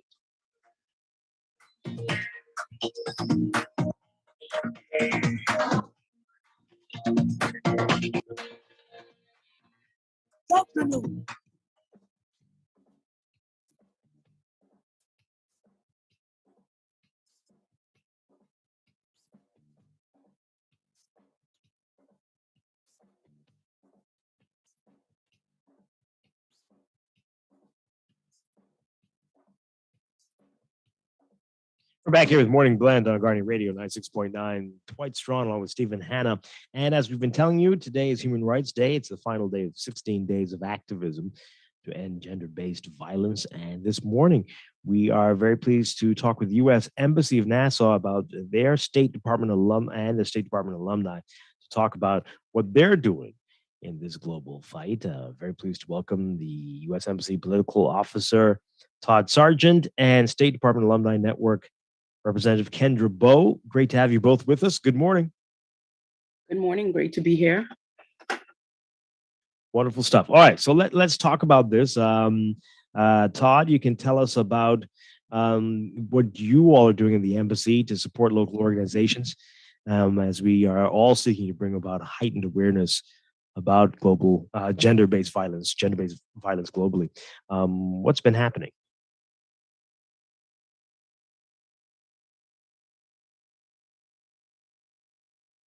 Is Todd muted? Okay, Todd, I think you're muted. Yes. All right. Okay, there can we you go. hear me now? Yes, we can hear you now. Great. Well, thanks for having me on. You know, we celebrate or recognize these 16 days of activism against gender-based violence. It's something that we do every year. It concludes on today, December 10, International Human Rights Day, as you mentioned. Gender-based violence it's a shadow pandemic. A third of all women globally experience gender-based violence during their lifetimes. And so it's worth really focusing during these 16 days on the issue to raise awareness. But, our US government efforts are year-long, as they should be, along with, civil society organizations in the Bahamas that work year-round to combat gender-based violence. For us, preventing, responding to all forms of gender-based violence is a cornerstone of our commitment to advancing human rights and furthering gender equality. As a matter of fact, our Secretary of State, which is sort of our foreign minister, has a special office dedicated to global women's issues, and their mandate is to promote the rights and empowerment of women and girls through U.S. foreign policy. So, what does that look like locally? So we support the Pan American Development Foundation, who is currently, they're going to be working with the Caribbean Women in Leadership, the Bahamas chapter up in Abaco on efforts to combat gender-based violence up there. We've supported, and we do support, we hope to support the efforts of local groups like Equality Bahamas, Zonta, Bahamas Crisis Center, our sanctuary, where there's synergies and where we can work with them and support them. And then, of course, as we come to Kendra, we provide funding through the U.S. government Alumni Engagement Innovation Fund. And so when someone's participated in an exchange program in the United States through the State Department, this could be Fulbright, maybe you've heard of that, or International Visitor Leadership Program, or YLI, or Youth Ambassadors. Once you've participated in a program like that, you have you're an alumnus or an alumna of the U.S. government program, and so then you're eligible to propose projects that promote shared values and innovative solutions to global challenges, and that's what Kendra did. And she received a grant, and she's been working on addressing gender-based violence. All right, that sounds very exciting. Kendra, tell us more about it. Take us back to the beginning and then how we got to where we are right now. Okay, yes. So once again, great to be on. And yes, very thankful for the opportunity that was extended to me through the U.S. Embassy Bahamas. And so it started 2016. I was nominated by U.S. Embassy Nassau for the IVLP program. That program would have been on youth and community conflict resolution. My work in the country is primarily in terms of with the youth. And I was successful in that nomination, and it was awarded. And there would have been about 16 other individuals from countries around the world.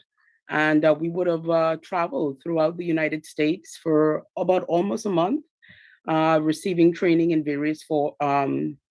various areas and forums related to that area mentioned. And when it was all over, the goal was go back to your various countries and continue to impact change. And I think one of the things to recognize, even from this IBLP program, is actually a lot of world leaders. Some of them actually have a background history from the IBLP program. So the current Prime Minister of New Zealand, Tony Blair, and many others actually were former IBLP participants. So that is where it all started. The group that I was with, we stayed in touch through WhatsApp, and then the decision was made to let's get together and try something. Let's collaborate, and that is one of the focuses of the engagement fund, which is collaboration. And so 6 of us came together to put forth an initiative. Honorable Sane out of Kenya, Mtima Solwazi out of Trinidad, Ritusha Tiwari out of India, and I'm trying to see who am I forgetting, Shahar Hassan out of Sri Lanka. And then, of course, we have a partner in Ghana, which would be Queen Mother Nana Tesawa. And so we came together and collectively put forth an effort. The project is led by Mtima Solwazi out of Trinidad, and he would have submitted it through his embassy there. And I'm the project co-lead. And we were successful in being awarded. And so the focus is gender-based violence, and it's empowering women and girls. And it's called the GPS Empower Women Summit. The GPS stands for Governance, Peace, and Security. And our goal is to map the similarities and differences across borders of what women and girls face, and then to also look at now, how can we impact a difference in that area? So each country had to come up with about 20 to 25 participants who would go through the training. We started off in August with a focus group discussion, and I can tell you that was absolutely amazing. I was really pleased with the Bahamas participants who came from all walks of life, because we also included boys and girls school in this as well. And so we got their input, as well as students from the University of the Bahamas, students from some of the high schools. And so it was a cross collaboration in terms of student participation from here in the Bahamas. So we got their views in the focus group discussion. And then later we held in November a 1-week workshop where we engaged them further and trained them based on the questions that were outlined in that discussion. And then coming up next year, April, we will have a global summit where all of the countries will be on at the same time. Wow, this is fascinating. Okay, so I want to get your views on the challenges we're facing here locally, and I guess compared to what you're seeing elsewhere. What do you say about that? I know in recent weeks, this is a lot of attention has been placed on this, not just because of the 16 days of activism, but just because of some events that have taken place here. What are your views on where we are in the Bahamas in regards to recognizing the challenges with gender-based violence? I would say across the board, it's there are issues that are still considered taboo to talk about and to discuss, and so sex and the way our conversations regarding that, it's still something that is not fully discussed, and that's something that's actually we find across the board, irregardless. When we look at the 6 countries, I can tell you in terms of the similarities and differences that we have discovered in this summit, is that one of the things we've discovered is the Caribbean. There are definitely similarities in terms of Caribbean countries, more so than, as it were, in terms of the African and Asian countries. So things such as parry or pulling train, the names or terms may be different than what we call them in the Caribbean, but it still represents somewhat the same thing. Whereas in some of the Asian and African countries, they would face some other issues that they may deal with there, more so like female genital mutilation or honor killings or honor rapes and stuff like that. So in the Asian countries, if 2 families are having a dispute, some of the men from one family would actually rape a female from another family in order to dishonor the family. Oh dear. Oh wow. And as far as we know, that That isn't going on around here. But we do have our own challenges. So, Definitely, yeah. yes. So what do we do? What do we do? And are these? Yes, I know got a lot of media attention. 6 days of activism, but does it make a real difference? I definitely know that education awareness definitely makes a real difference, and advocacy efforts, once they're done effectively.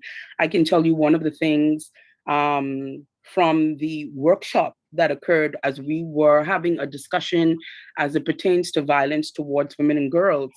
And so one of the young men in the workshop, he said, if girls would abide by the rules in terms of their school uniforms and wear them at the knee or below the knee, they would reduce the amount of violence that may occur or happen to them. Oh gosh. And of course, the girls all responded and it was like, no, no, no, no, that has nothing to do with what we wear. And, we have a right to dress how we want and all of it. And at the end of the workshop day, the general theme was, irregardless of what a female wears, it does not give a male or a person the right. And I think that's the key word there. It does not give a person the right to harm them. And at the end of that day, that young man was saying, you all said that we must be open-minded, and I can say that my views there have changed. I realize that it does not give someone the right, irregardless of what a person wears, to harm them. And so I think that's what education awareness does. And this is what the continued efforts of the US Embassy through the IVLP program and the training that they provide for us, and then also the engagement fund, is to continue efforts to raise awareness and to increase advocacy in order to promote change in our countries. So Kendra, I presume that there was a lot of focus on students when you talk about education. What about persons who may be out of the educational system, maybe beyond the age of the traditional student, and also not one of those people inclined to sign up for a seminar about something like this? How are there any plans on how you would attempt to reach those persons or attempt to get your message to them? Yes, so I can tell you, which is separate from this particular initiative. But again, at the end of our training and when we were in Washington, there was actually a charge that was given, and I took that charge very seriously. And one of the things that was said in that meeting in Washington was that the US government is making this investment in you all for you to impact change in your countries. And it was like, now go out and make a difference. And that was something that stuck with me. So my work in the country, in various forms in terms of youth and areas where the issues, has expanded beyond that which this fund has provided. So, for example, we did a gender-based violence training at boys and girls schools. So you're dealing with girls who would be some of the most high risk of violence based on their history and some of the challenge that would have happened to them, but also dealing with the males that will be confined to the Simpson Penn Boys School, who would be some of the perpetrators of violence. And so we did a training with them also on gender-based violence.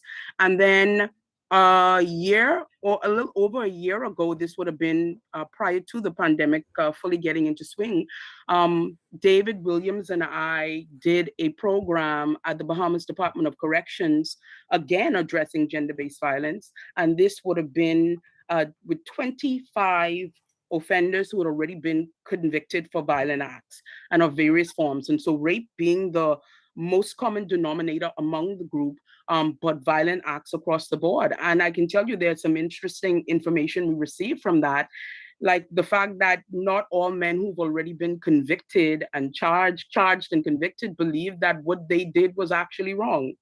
What they viewed as rape is not the same view that society may have had, because they have a different concept of it. The fact that some of them also were victims of abuse in their childhood. So the work is beyond just the youth. This is something that I've been passionate about, and we're taking it to the highways and byways per se. All right. So what's next? We're at the end of the 16 days of activism. Todd, you can jump in here as well. We clearly have a lot of work to do. What's next for everyone here after this point? Well, first of all, I'm just inspired listening to Kendra talk. I mean, she's clearly doing amazing work. You know, when we look at gender-based violence in the last couple of weeks, we've heard you know, from Bahamian political leaders, some really encouraging words. You know, Prime Minister Davis and Opposition Leader Pintarda have both talked about changing our mindsets, changing our attitudes, you know, being careful in how we negotiate our relationships. That's great. But let's also remember that, you know, a few years ago, the National Task Force on Gender Violence prepared a 184-page study on gender-based violence in the Bahamas. And so this is a comprehensive document that sort of lays out the problem in the Bahamas. And, you know, so there's sort of this roadmap, you know, this work has been done. And so what can the Bahamas do to fully implement this? I mean, is there a task force that has, you know, that's empowered with funding to fully address this issue full time? So is there the willpower to take action, collective action, you know, systemic action to address the issue? But then also it's important, you know, that's systemic, but also as individuals, we also just really need to take a step back and say, especially men who are the perpetrators of gender-based violence most of the time, you know, it's important for us to just say, you know, what can I be doing personally? You know, we don't need to make this about women and women changing their behavior or women taking action. It's like, okay, what can we men be doing? We can't place the burden on the victims, and so often the victims are women, including trans women. So what can we men be doing? Can we, to stop our behavior, to recognize our tendencies, to hold each other accountable if somebody makes a comment? You know, are we going to just laugh along with some insensitive comment, or are we going to, you know, speak up and say something? So I think it's both systemic and individual action that's necessary. Yeah.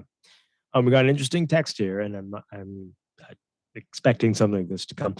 So they're saying, I'm confused about the agenda of your guests. It's called gender-based violence and champions equality. Why am I only hearing about it, the concern about women and girls, but not boys and men? And as you said, Todd, the majority is the violence is aimed towards women, but men as well. Well, what do you say? And maybe Kendra, you can respond to this, to people saying that men are also victims here. Yeah, definitely men are also victims, but the statistics show, and then I think we all can see and know in terms of from our society, that women and girls tend to be the most weakest in our society in terms of being at risk of violence. And this is across the globe. And so that is why the focus, because the proportion in terms of the amount and men. So we're not saying that men and boys don't always also suffer at the hands of abuse or violence, but we're saying that because the percentage is greater with women and girls, it is something that has garnered our attention to give some emphasis on in reducing those numbers. Mm-hmm. Okay, all right.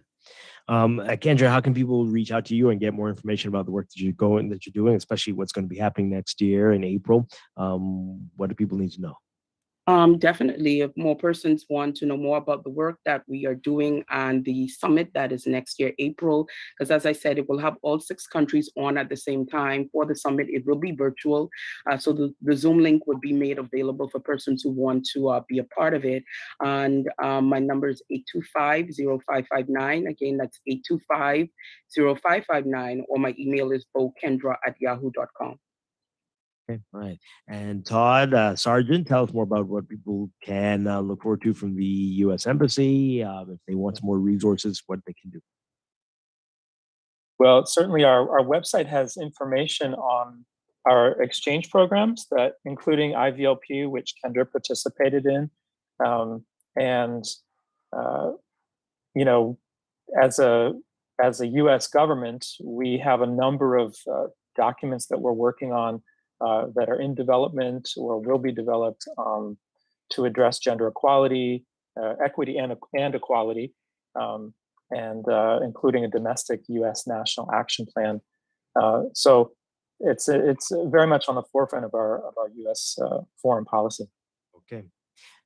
Thank you both for being here with us this morning. Todd Sargent with the U.S. Embassy and Kendra Bowe with the Alumni Network, the State Department Alumni Network. And again, happy International Human Rights Day to both of you and to everyone, as we are now at the end of 16 days of activism to end gender-based violence. Thank you again. Appreciate the conversation. Thank you, Dwight. Thank you. Thank you for being here. We're going to take a break and be back with more Morning Blend here on Guardian Radio 96.9. Stay with us.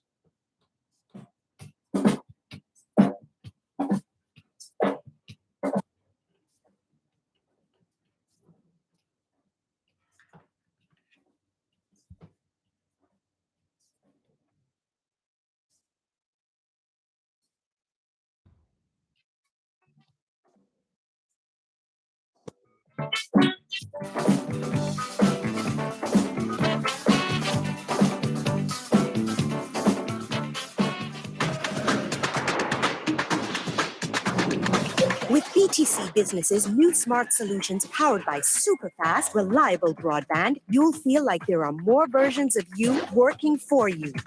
From website design, development, and digital marketing to promote your business, 24/7 business class support to cloud solutions, security, and more. Multiply your growth today.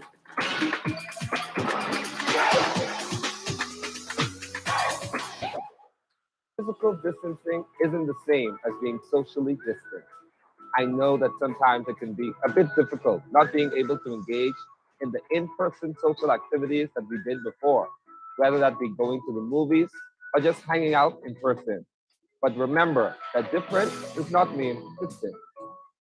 As the generation of technology, we can get creative in planning virtual parties with friends and family, play online games with friends, plan virtual family parties, start a cooking competition among cousins, or do a virtual dance party. If you do gather in person, however, remember to avoid gathering in large groups. Always ensure that you wear your mask to cover your mouth and nose. And remember, wash and sanitize your hands. This message is brought to you by the PAHO WHO Bahamas and Turks and Caicos Country Office, the Ministry of Health, and the Healthy Bahamas Coalition. Tired of banks forcing you to use technology to bank the way they want you to? Your convenience is important. So no matter what your banking needs, Commonwealth Bank's friendly staff are always available in branch for that personal one-on-one service. But when you choose technology, our online and mobile banking app offers you state-of-the-art functionality. The choice is yours. Commonwealth Bank. Bank the way you want.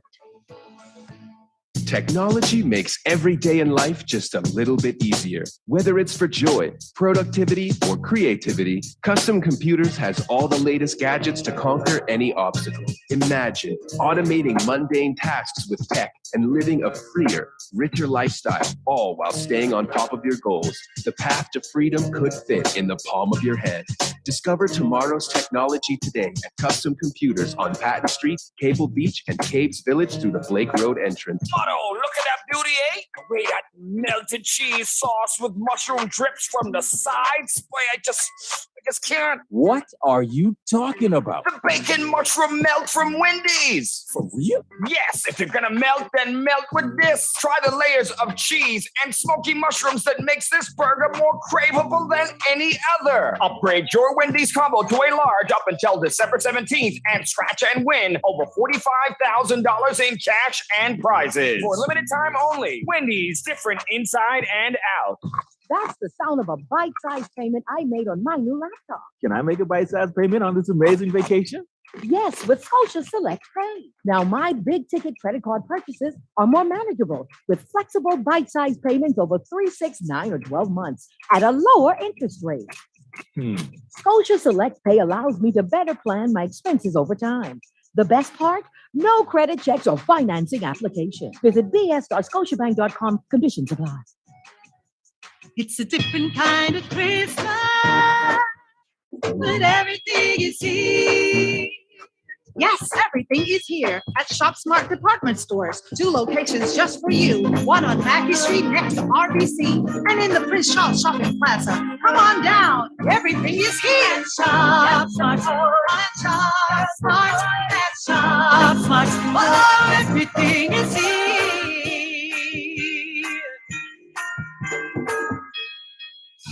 Open up the sunny time of the year. BTC spreading Christmas cheer. To everybody whether far or near.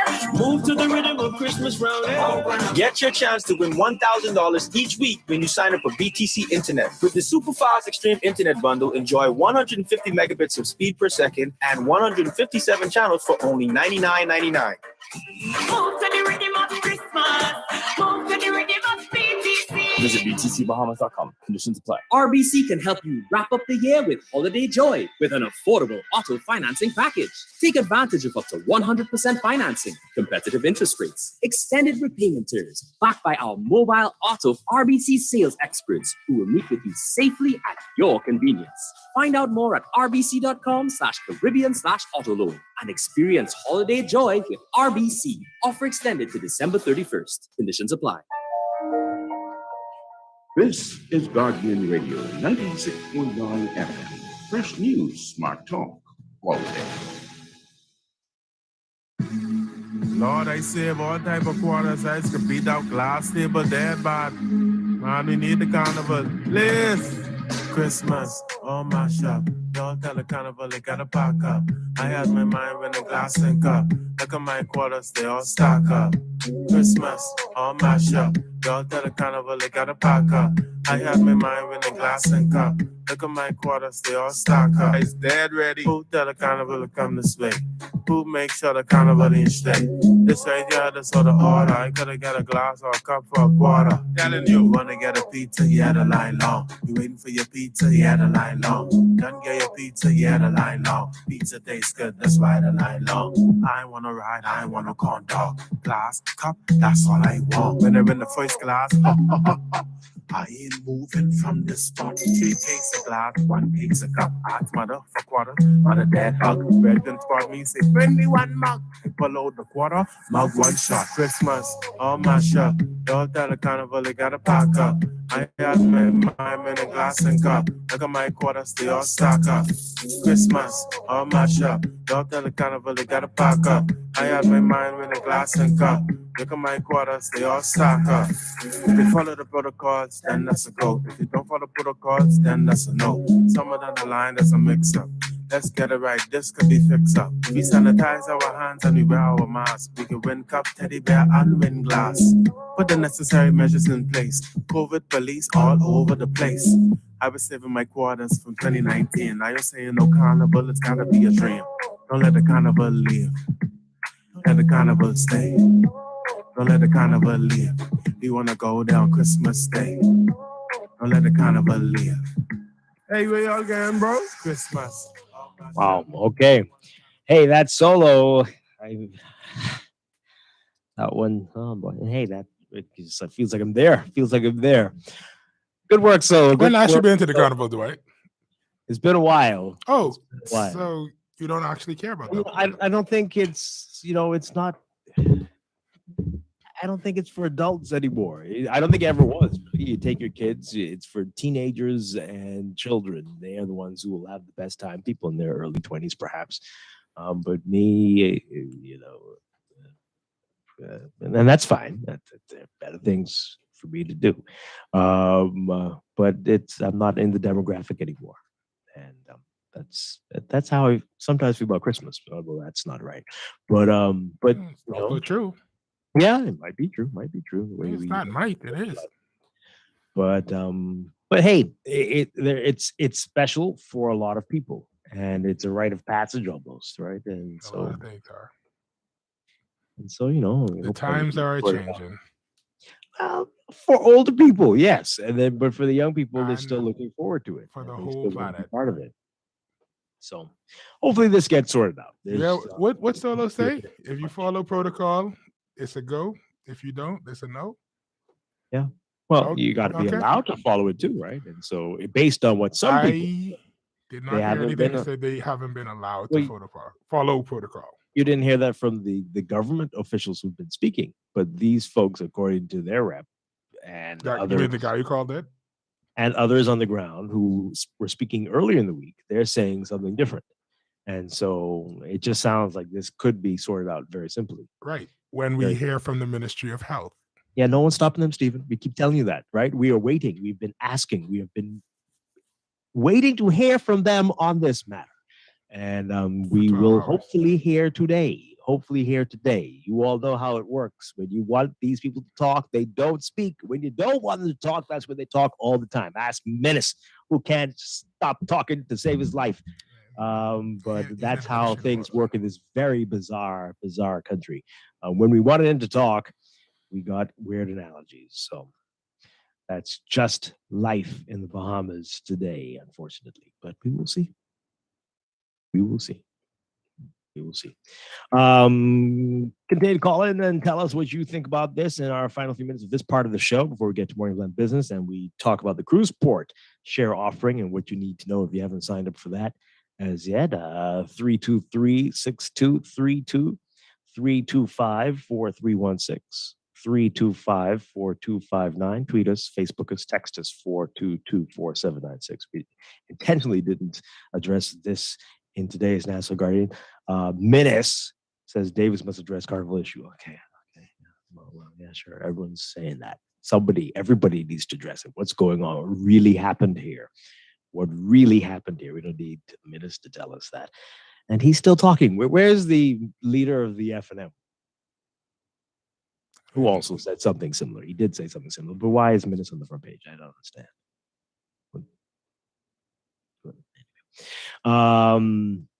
This text here, the speed at which Solo brings out these songs is incredible. Yeah, he's working overtime. Very hard on that, but that was a good one. I like that one. Was it the gambling part? Just the whole thing. It just seemed to really paint a picture of how it works, how it feels. But interesting work there. Some of your earlier messages that we didn't get to. Consider that Dr. Darville and the committee say the risk is too great to open the carnival. I can only assume they are using their feelings instead of quantifying the risk. Another one here. This is a result of the control we've given up and trampling on seemingly simple rights. This will continue to mushroom into greater overstepping. Be vigilant.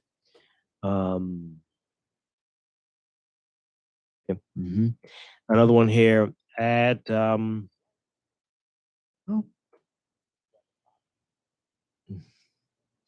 okay, I'm not going to read that one there. But hey, folks, this isn't like licensing your vehicle.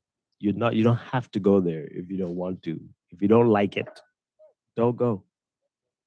Simple as that.